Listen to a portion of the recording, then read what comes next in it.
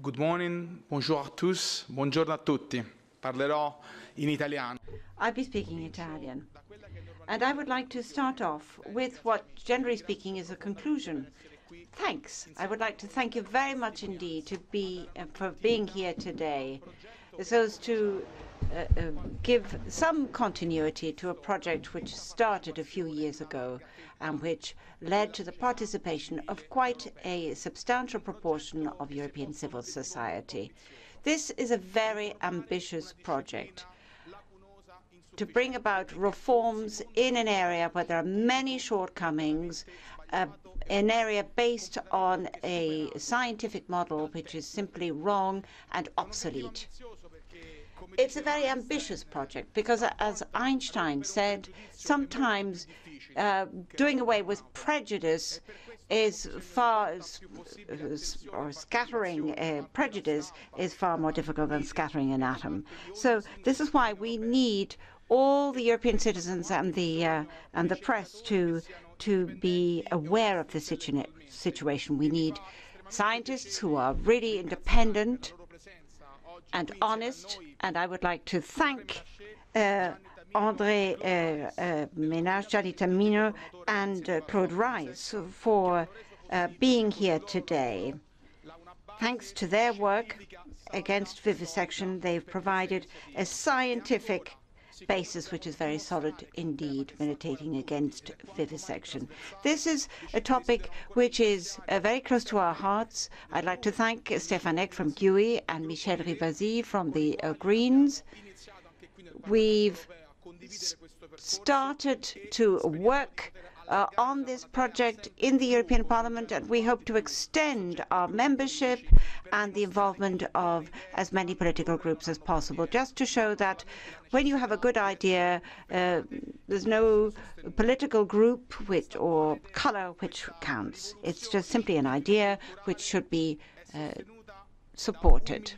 This is an idea which is supported by 1,170,326 signatures, which were collected all around Europe. This shows that there's a great civic support. A very high percentage was obtained in the member states of the European Union. So this great unity in terms of civil society must be borne out by our politicians, and we will continue to work tirelessly in the years to come. We need your contribution to change the mentality of this Parliament. Thank you, and I will now pass the floor over to Mr. Stefanik. Good afternoon. If I may refer to Mahatma Gandhi, he once said that animal testing was one of the worst crimes that humanity could commit. I don't want to dwell on this, but allow me to simply point out that these are sentient beings. Sentient beings. And there is a moral analogy between these animals and other species who look for happiness, who think ahead, who have forward planning. Now, the only problem is animals are weaker than human beings, so we exploit them. We exploit them and we use them for animal testing. How would we react? Just try to imagine this, and I'm referring to another philosopher. How would we feel, how would we react if there were to be another species, a higher species, who came in from space and did the same thing to us, inflicted the same thing upon us? Now, animals don't have their own advocates, their own lawyers in society, nor indeed in politics. That's why it's so important that those human beings who have understood that animals do have basic rights, that these human beings work together in order to implement these rights step by step. We're referring to Directive 2010/63 of the European Union, and it is a signal. We have more than 1.150 million people, European citizens, who have signed up to our petition. That is really quite a positive signal. They're criticizing the directive, and they're saying quite clearly that this directive should be abrogated, should be repealed.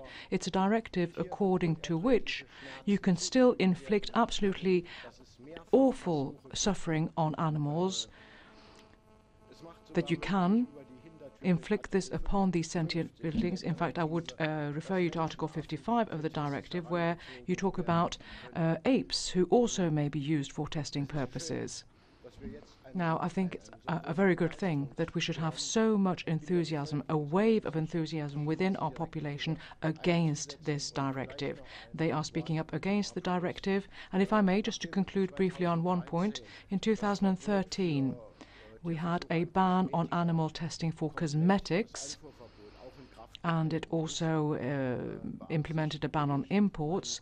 That being done, together with my colleagues here in the European Parliament, I would like to move even further ahead. I'm talking about domestic products. Animal testing for domestic products should also be banned, because, after all, this would be a logical follow-up to the previous decision. We've decided already in the past that cosmetics are things you apply to your hands, to your face.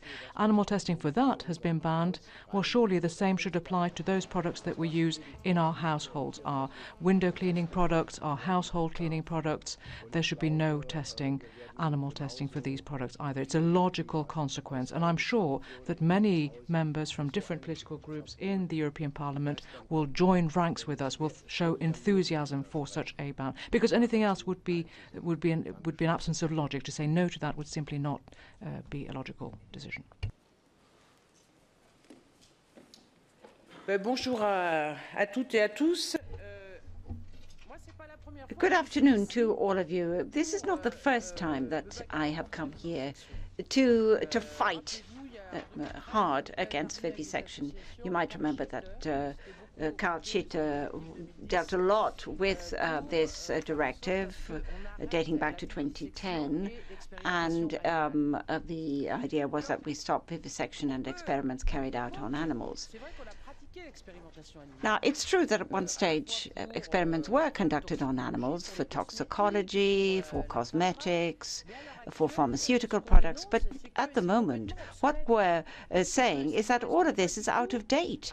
This is no longer in keeping with an effective analysis of the data which we had available on man.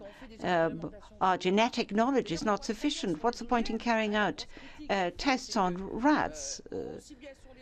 We're told that certain things can have an effect on rats, but not on man. So all of this is simply out of date at this stage. I'm here to support this initiative. This is an initiative which has obtained an incredible number of signatures, over 1 million.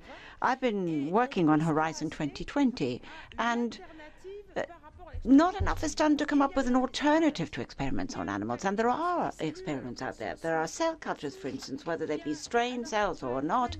And there's plenty of information, aggregate data, which is available, which enables us to assess the consequences, and we've been able to prove all of this because, as far as cosmetic products are concerned, there's a ban, and because of that ban, there's been an incentive to innovate. Now we're dealing with a situation which suits everybody, because people use animals as objects in laboratories, with all the suffering which this entails for the animals. So I'm here to say today, first of all, that the directive, the 2010 directive, could not perhaps be repealed as yet. It must definitely be reviewed. We definitely have to think of alternatives. And I say definitely because if you have a close look at the situation, you'll see that it's these large pharmaceutical firms that use the animals. And pharmacology, the pharmacology sector, the people who really do. So I think that by signing this citizens' initiative, we're asking the authorities to stop experiments on animals. This would mean that Directive 2010-63 would no longer be in keeping with modern times. We would then no longer need to protect animals, because animals would not have to be sacrificed. So what you have done is really very important indeed. You have given an incentive to researchers. They now know that we have to come up with a ban and develop alternatives. and then we can really say that the directive is obsolete. So that is why I have decided to join your cause and thank everybody who was here. When we proposed amendments in 2010 to ban vivisection, we were in the minority. So this proves that people are aware of the situation. And this is very important. We'll only be able to do something about the situation if everybody is united and acts in a similar way. Thank you very much. Thank you for making the point of this as being all about the approach, not just with regard to the directive, but on a broader front. We need to change science, we need to have a cultural shift as well. And it is a great pleasure for me to give the floor to our scientific committee. We're delighted, absolutely delighted to be here and to listen to your arguments and your words on this dossier. Thank you very much. My name is Claude Reiss. I am the chairperson of Antidote Europe. It's an association that looks not so much at animal welfare, but rather at human health. And our objective is to implement scientific progress so that it is beneficial to human health. Not so long ago, and in fact under some circumstances still to this very day, animals are used as biological models for humans, but that is nonsensical in actual fact. No species can be a model for the human species. Look at the definition of a species, for instance a reproductive one, and it will show quite clearly that the genes of a species are unique to that species, and our species has its own gene set, and therefore you can't have a valid model from another animal for us. The chimpanzee, for instance, which is the closest species in terms of evolution, we separated from them something like 5 million years ago. So, and in fact, you're looking at maybe 3 billion years altogether in terms of separation of genes. So HIV, AIDS, chimpanzees are immune to this. Of course, for human beings, it's a disaster. Hepatitis B, again, very rare. 1 out of 10, for instance, might be affected by the hepatitis B virus, but otherwise not, whereas for us it is a serious problem. If you want to inoculate a chimpanzee against the Ebola virus, the chimpanzee will die. So there you go, and this is the closest species in terms of evolution, closest to us, and yet still we are so different. And sometimes we might have analogous reactions, sometimes we have different ones, sometimes we have the actual opposite reaction to treatment. So the animal model is not a valid basis. We're fighting against this because it has serious consequences. Perhaps I could give you some figures which I've gleaned from data that is available concerning the European Union and which has been published by Eurostat, in fact, and the OECD, the International Cancer Research Centre, and so on and so forth. Well, in 2012, one European citizen, 1 out of 10, and even more than 1 out of 10 European citizen affected by Alzheimer's disease and by diabetes, by hormone-dependent cancer, hormones such as prostate cancer and breast cancer, as well as autism. Now, that is multiplying by 2 over the course of just a decade.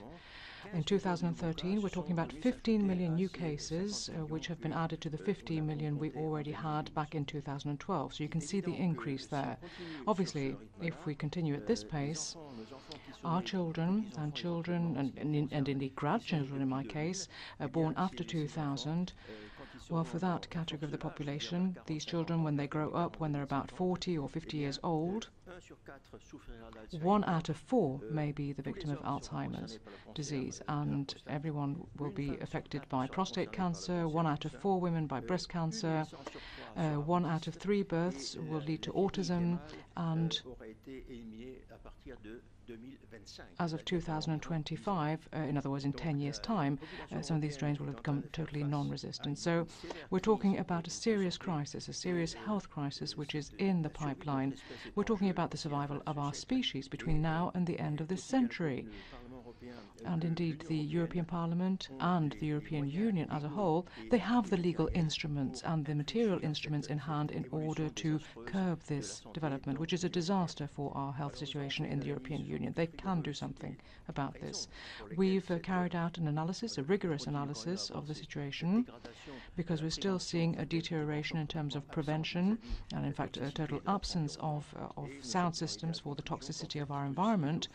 And we've come to the conclusion that all of this is due to the fact that research on prevention, in other words, assessment of toxical risk, scientific progress in the areas of Alzheimer's, diabetes, Parkinson's and cancer, there's been hardly any progress whatsoever. Why? Well, because all of this research is carried out on animal models. The animal is taken as though it were a biological model for human beings, which is absolutely not justifiable. Once again, look at the definition of a reproductive species, look at the definition, and you will see quite clearly that there is no single species that can be a reliable model for another one. So that's my argument from earlier on.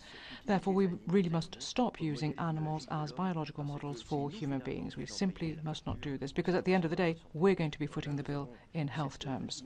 So hence our initiative, Stop Vivisection, our European Citizens Initiative. It's collected more than 1 million signatures to date, and our request is that animals no longer be used as biological models for human beings, because it's completely nonsensical to do so. It's deprived of logic, and we need to look after human beings' health and therefore put an end to this kind of testing. Thank you. My name is Andre Menache. I'm the director of Antidote Europe, and I'm a veterinarian. Let us examine the role of communication in relation to animal research. Animal experimentation is a very complex issue. So how do we communicate a complex issue to the general public? We can learn a lot about communication from animal researchers. Once a week on average, the media announce a new breakthrough for a cure for cancer that works very well in mice.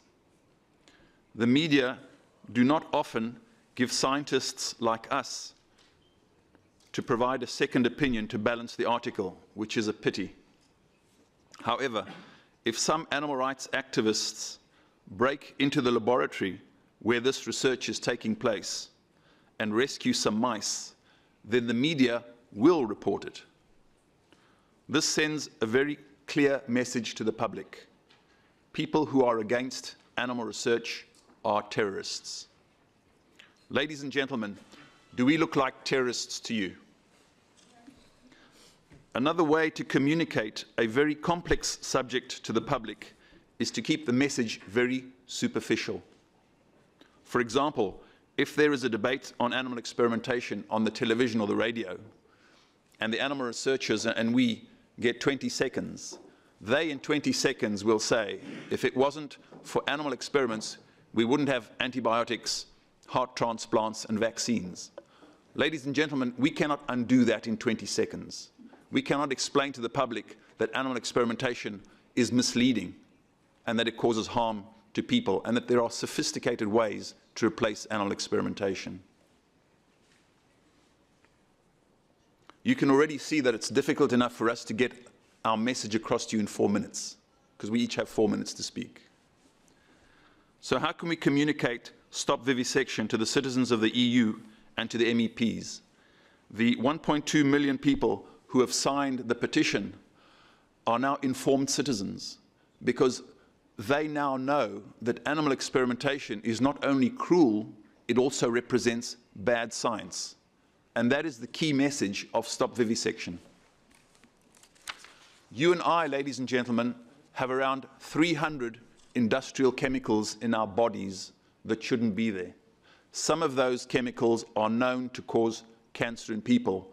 The reason they got there is that they were all tested on animals, and they passed animal safety testing. So we are now stuck with 300 industrial chemicals in our bodies. Now, it's very easy to analyze those chemicals using just a small sample of our blood, sweat, and tears.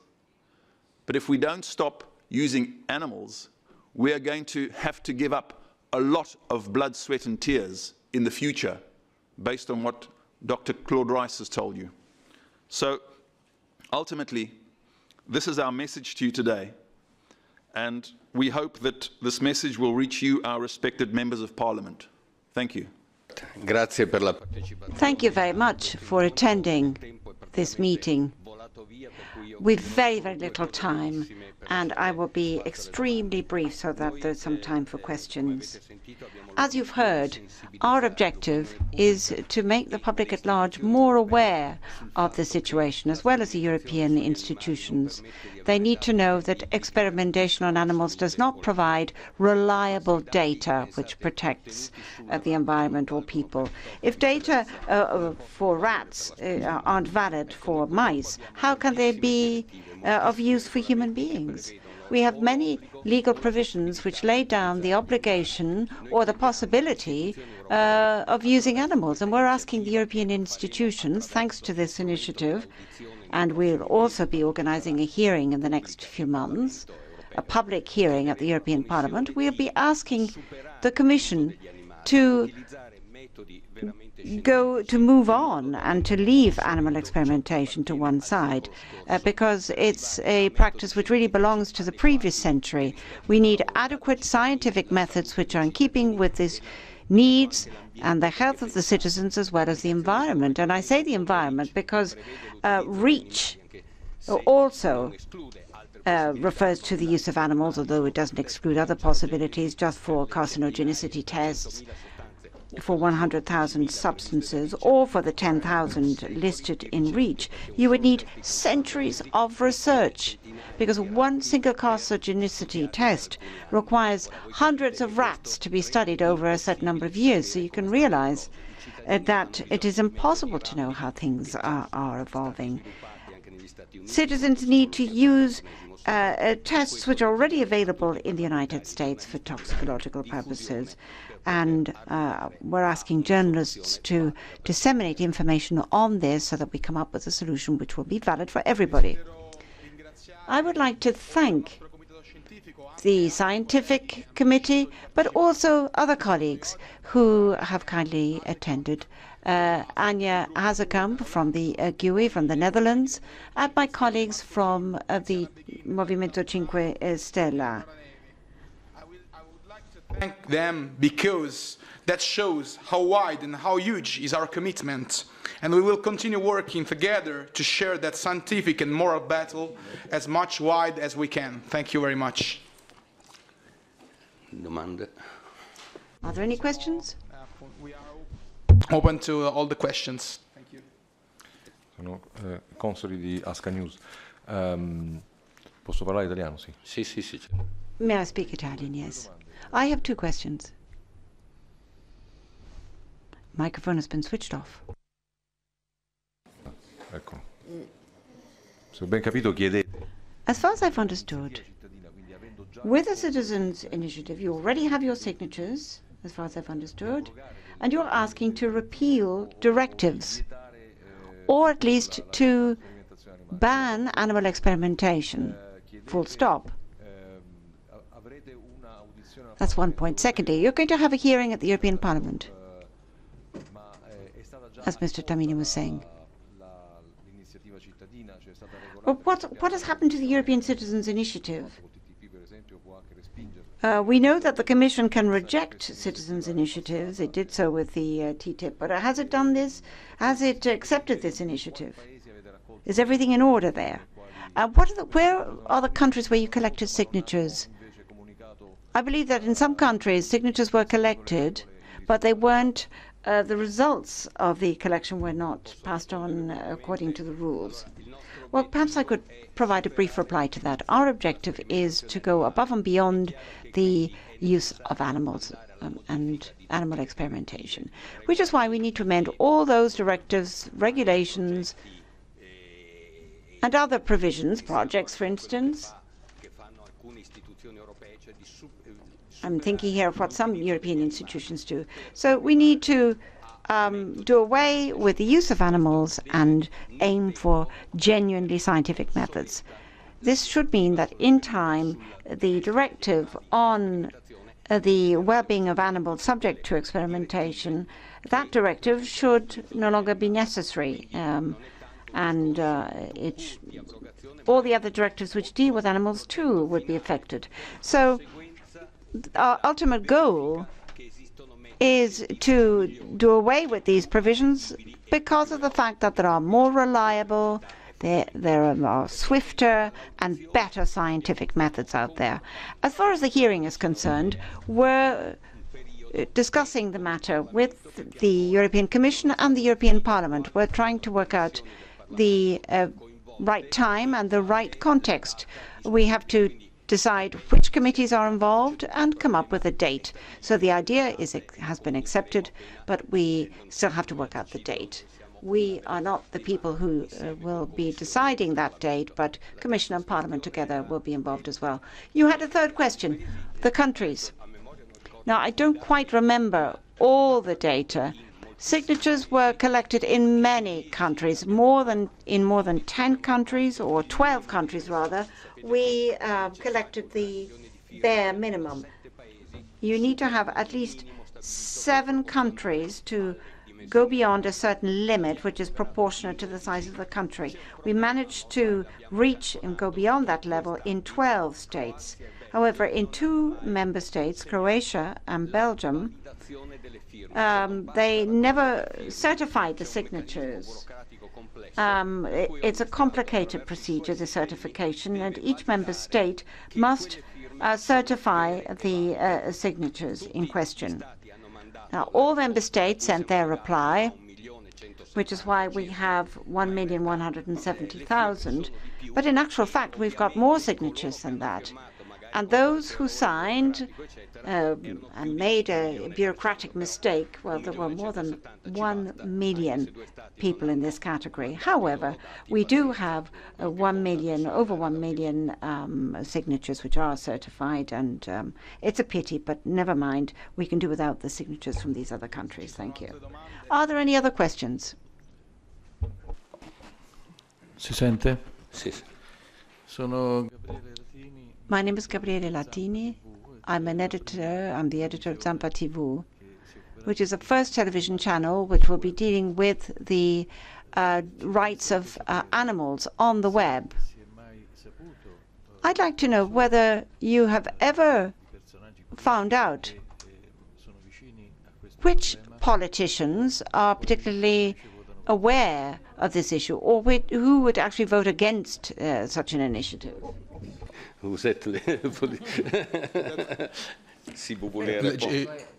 Credo in questo caso con piacere di lasciare la parola ai miei colleghi. Well, I think that it would be more appropriate to leave the floor to my colleagues. They're the people who are able to see for themselves exactly what happened in the previous Parliament.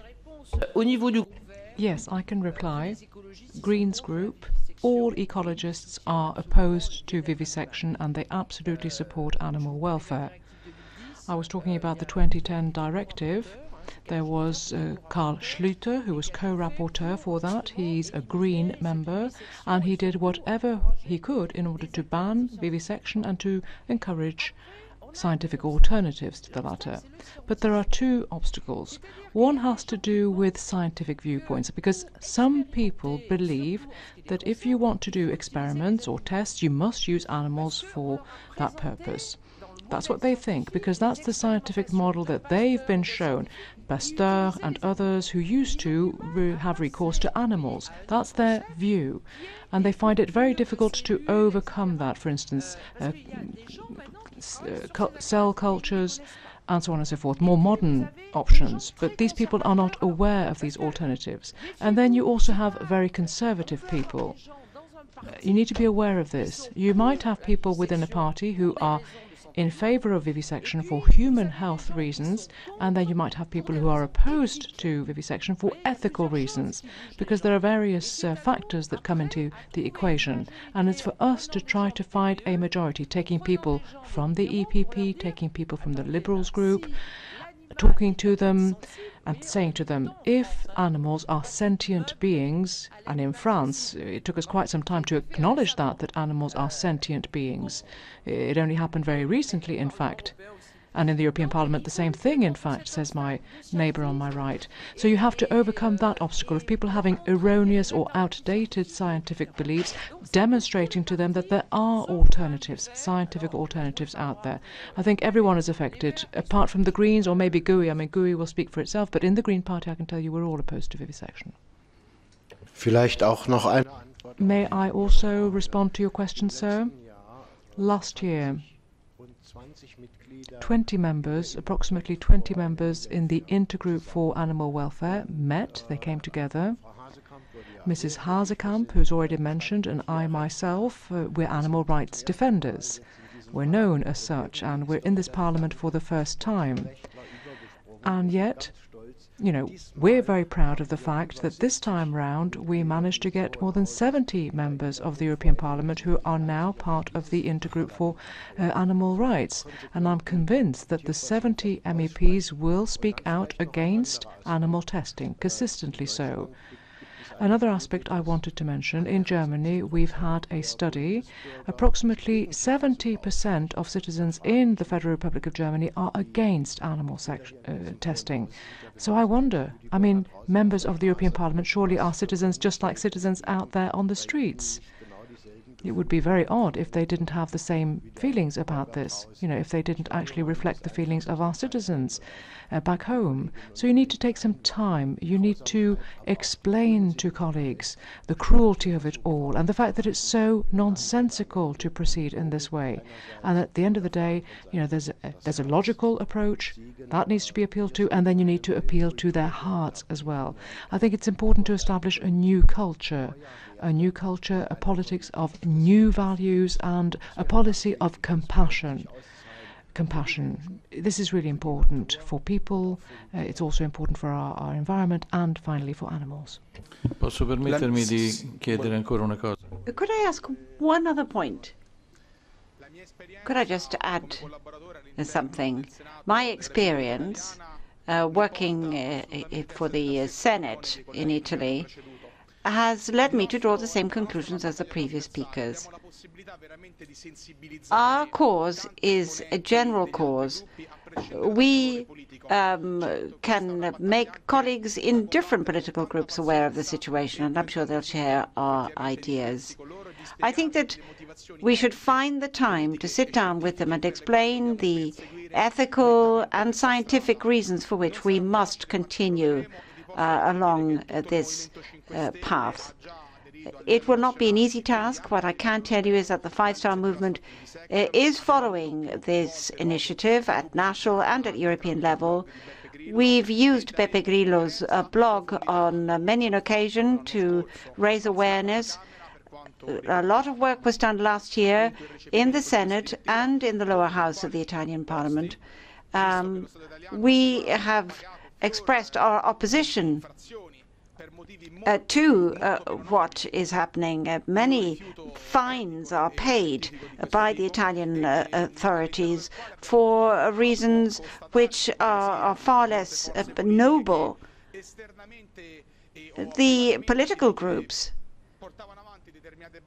represented in Parliament did say that they were against vivisection, but in actual fact, when it came to the vote, they voted differently. We will endeavour to urge them to act differently, and regardless of all the lobbies and pressures, financial pressures, which leads them to vote in one way, or in a way which goes against what they feel in their hearts. Could I ask another question?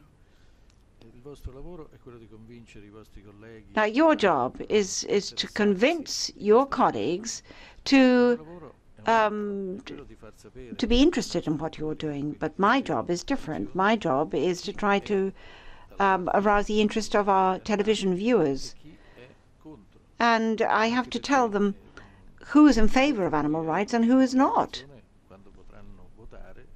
When these people will then be in a position to vote, when it will come to a vote, they will know who to vote for and who not to vote for. Maybe not now, but perhaps you could tell us who is in favor and who is against. At least people will know then.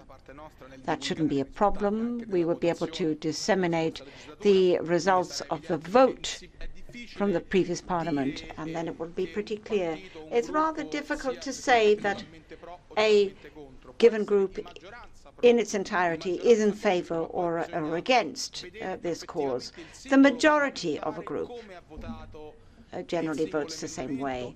But having said that, it should be possible to see how individual members have voted as well.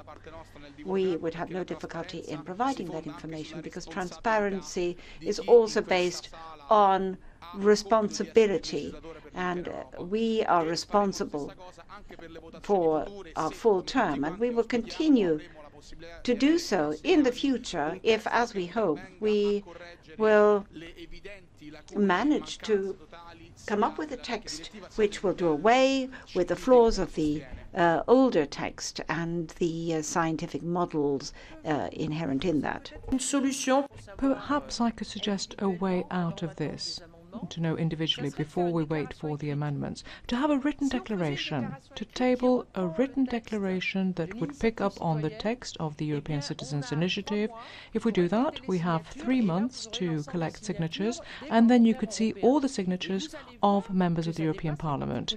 And you'll see that it's across political boundaries. It's not specific to political groups, and you'll see quite clearly, name by name, who signed and also who hasn't. I think that's an initiative we could take, and we would do this together. You need several groups. I'm of course referring to the European Parliament when I suggest this.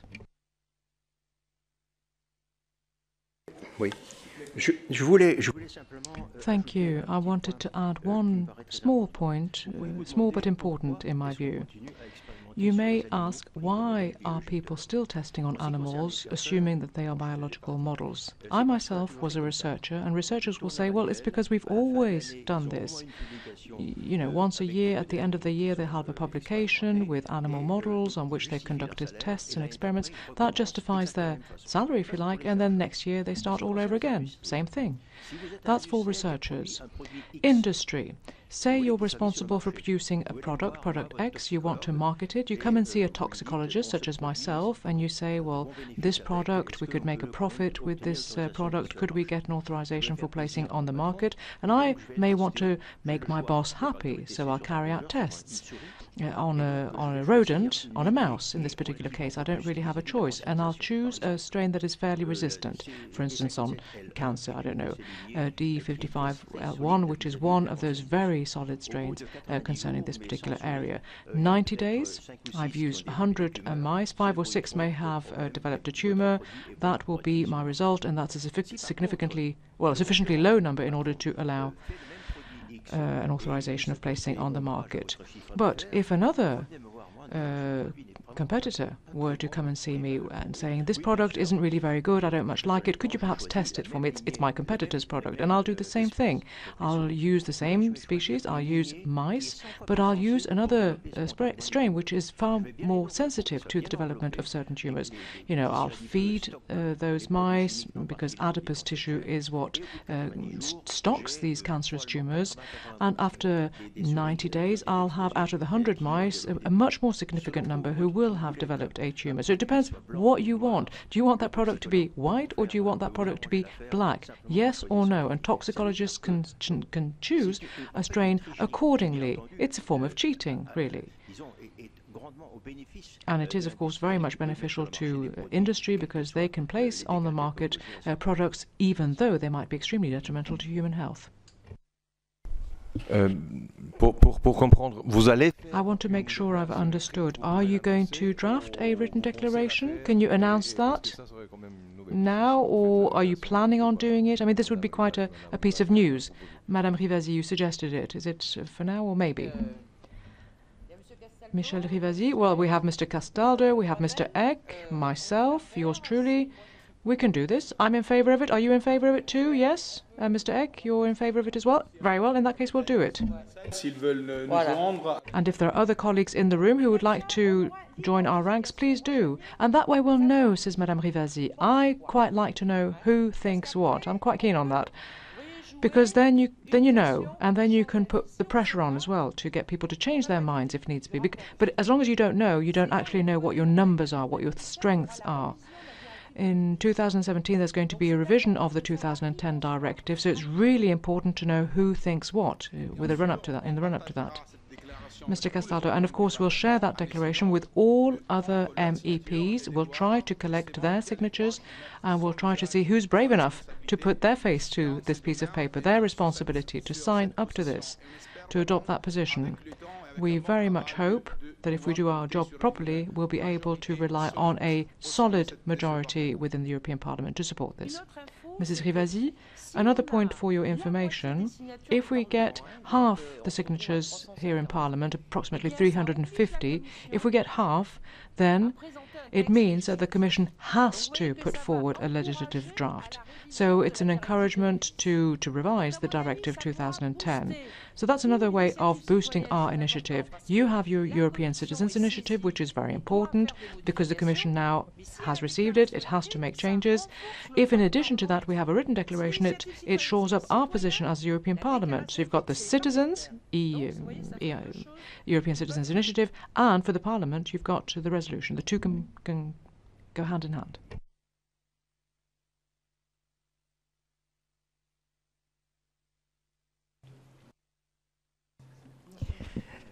Mr. Rice was referring to the considerable financial stakes, and the word terrorism was used by Mr. Ménage to describe all of those who try to protect animals in a non-violent fashion, as well as protecting man. And I think that the Patriot Act in the United States also made a reference to animal protectors being dangerous terrorists. Now, I don't know, I saw a circular recently which was designed to put the spoke in the wheels for all animal protection organizations in terms of their advertising and communication in the EU. Do you know anything about this? What's the current state of play? Non, vous n'avez pas eu connaissance. La seule chose que je peux vous dire par rapport aux événements qu'il y a en France. All I can say is that in France we had one death, Mr. Fraisse, and what you can say is that there is a will nowadays. Terrorism is referred to, and people who clash with the police are quasi-terrorists. So we're walking on eggs here. We're dealing with a situation which is very, very fragile for all of those who wish to protest and who wish to protect animals and express this opposition to what is being done. So all the circulars to counteract terrorism are limiting the freedom of expression in other areas. Solo vorrei ricordare che per qualunque domanda, questione. Could I just say that for any problem, any question you might have, look at the website stopvivisection.eu. You'll find all the replies to your questions there. Thank you very much. I'd like to thank our scientific committee, all those who have been involved, all colleagues and all those who spoke, the media and the audience present here today, because I think that we have taken yet another step in the right direction. But this path is a very lengthy one. We will continue over the months to come to fight our cause, and when we will know about the dates in the various committees, we will let you know the dates for the discussion of this point in the various committees. We need your support. Thank you very much, and see you soon.